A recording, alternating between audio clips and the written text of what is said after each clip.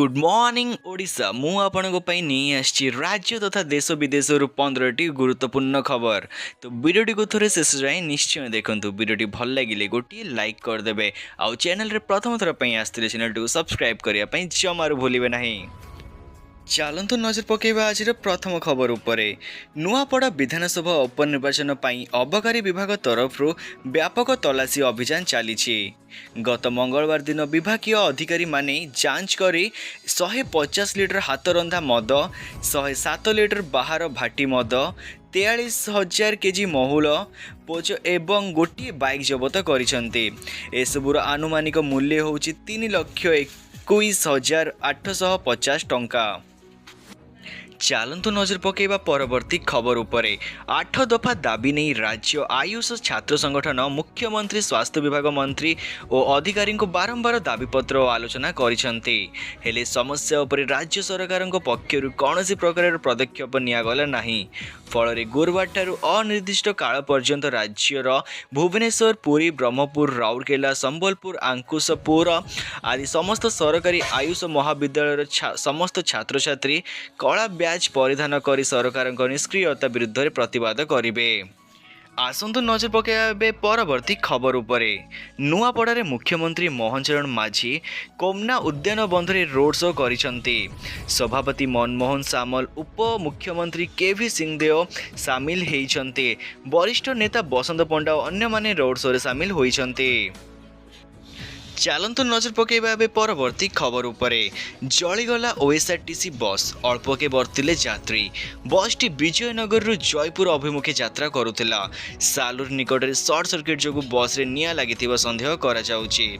बसटी विशाखापाटना रु बाहरी जयपुर अभिमुखे आसुथिबा बेले एभली अघटन घटिछि। समस्त यात्री सुरक्षित थिबा बेले बसटी हुतुहुतु होई जळि जाइथिला। परवर्ती खबर। रास्तारे पाठ पढ़ी रेवेन्सा विश्वविद्यालय छात्र छात्री। विश्वविद्यालय क्लासरूम असुरक्षित दर्शाई प्रतिवाद करिसंती। युक्त 3 कलार 2 वर्षर छात्र छात्री रास्तारे बसी पढ़ी। सूचना अनुसार किछि दिन तले रेवेन्सा विश्वविद्यालय ओडिया विभाग रे क्लासरूम सीलिंग खसी पड़ियारु छात्र छात्री माने मरामती पई रेजिस्ट्रार को जणाइथिले। पूर्वर एने दाबी करि आसुथिले भी कर्तृपक्ष शुणु नथिबा अभियोग होइछि। परवर्ती खबर। बरगढ़ धनुजात्रा महोत्सव आसंता डिसेम्बर मास 24 तारिख आरंभ हेबो। तेबे इथर कांग्रेस समेत अन्य प्रमुख चरित्र पई कलाकार चयन प्रक्रिया हेउछि। गत 1 तारिख आशायिक आवेदन सरी जाइछि। तेबे ए पर्यंत चयन तारिख तो घोषणा हेबा दूरर कथा आवेदन फॉर्म रो जांच सरी नाही। ताहा सह जांच हेबा परे चयन प्रक्रिया रे भाग नेबा पई योग्य कलाकार चूड़ांत तालिका प्रकाश पाइब। तेबे कंस चरित्र पई अनेक आशायी आवेदन करिसंते। सेमानंक मध्यरे नुआ पुराणा कलाकार रहिसंते। परवर्ती खबर। राज्य रे पहली शीत। गत 3 दिन मध्य राज्यर विभिन्न स्थान रे तापमात्रा प्राय 5 डिग्री ह्रास होइछि। गत 24 घंटा मध्य अनेक स्थान रे पारद प्राय 3 डिग्री कमिछि। एकाधिक स्थान रे तापमात्रा 15 डिग्री तलकू खसिछि। पाणीपाग वैज्ञानिक डॉक्टर राजश्री कहिसंती गत 24 घंटा रे ओडिशा राज्यर पाग सुखिला रहिछि। कंधमाल जिलार फुलबाणी रे सर्वनिम्न तापमात्रा 12.5 डिग्री सेल्सियस रेकर्ड करा जाइछि। पश्चिम ओडिशा रे किछि स्थान रे साधारण तापमात्रा ठारू तळे रहिथिबा बेले दक्षिण ओडिशा रे किछि स्थान रे साधारण तापमात्रा ठारू अधिक रहिछि। या सह राज्य रे वर्तमान कोनोसी पाग नियामक सक्रिय नथिबा बेले आगामी 7 दिन जाय पाग सुखिला रहिबो। परवर्ती खबर। बिहार विधानसभा निर्वाचन प्रथम पर्याय रे 18टी जिल्लार 121टी आसन पई आज सकाळ 7टारू भोटिंग आरंभ होइछि। संध्या 6टा पर्यंत भोट हेबो। भुवनेश्वर पुलिस भवन ठारे ओडिशा पुलिस रेलबाई और उपकूल सुरक्षा आनुकूल्य रे पुलिस अधिकारी मानक पई एक दिनिया दक्षता वृद्धि कर्मशाला अनुष्ठित होई जाइछि।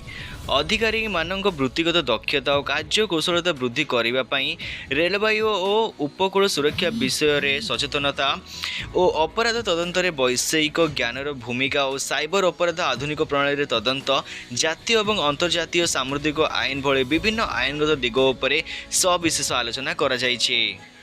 ପରବର୍ତ୍ତୀ ଖବର ଭାରତୀୟ ମହିଳା କ୍ରିକେଟ ଦଳ 2025 ଓଡ଼ିଆ ବିଶ୍ୱକପ୍ ଜିତି ଇତିହାସ ପୃଷ୍ଠାରେ ନିଜ ନାମ ଲିପିବଦ୍ଧ କରିଛି। ମହିଳା ବିଶ୍ୱକପ୍ ଫାଇନାଲରେ ଟିମ୍ ଇଣ୍ଡିଆ ଦକ୍ଷିଣ ଆଫ୍ରିକାକୁ 52 ରନରେ ପରାସ୍ତ କରି ପ୍ରଥମ ଆଇସିସି ଟାଇଟଲ ହାସଲ କରିଛି।